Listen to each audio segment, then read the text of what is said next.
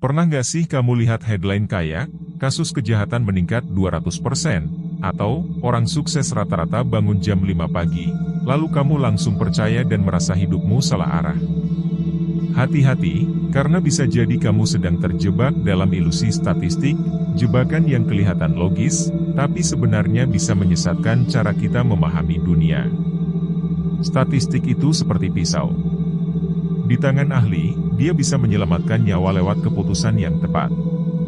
Tapi di tangan yang salah, dia bisa jadi senjata manipulasi yang membentuk opini publik, memutar balik fakta, bahkan menciptakan kepanikan massal. Masalahnya bukan pada angka, tapi pada cara angka itu dipilih, disajikan, dan ditafsirkan. Dan seringkali, kita nggak sadar sedang ditipu oleh angka yang terlihat, ilmiah, dan meyakinkan. Contoh paling klasik adalah survivorship bias. Kita sering kagum sama cerita-cerita sukses dari orang-orang yang berhasil, lalu kita pikir caranya bisa ditiru mentah-mentah. Padahal, kita lupa bahwa ribuan orang lain yang gagal dengan cara yang sama nggak pernah masuk berita. Kita hanya melihat yang bertahan hidup, bukan keseluruhan data. Akibatnya, kita bikin keputusan berdasarkan data yang cacat dan berharap hasil yang sempurna. Ada juga ilusi korelasi. Misalnya, saat berita bilang, anak yang sering main game punya nilai matematika lebih rendah. Lalu kamu langsung simpulkan, oh, game bikin bodoh. Padahal, belum tentu. Bisa jadi anak yang kesulitan belajar malah lari ke game sebagai pelarian. Korelasi tidak selalu berarti sebab akibat. Tapi karena statistik memberi angka yang konkret, otak kita tergoda untuk menarik kesimpulan yang sederhana, meskipun salah. Statistik juga bisa menipu lewat skala visual.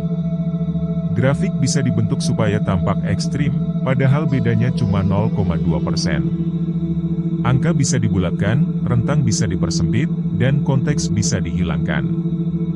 Hasilnya, kita merasa situasi lebih parah atau lebih baik dari kenyataan.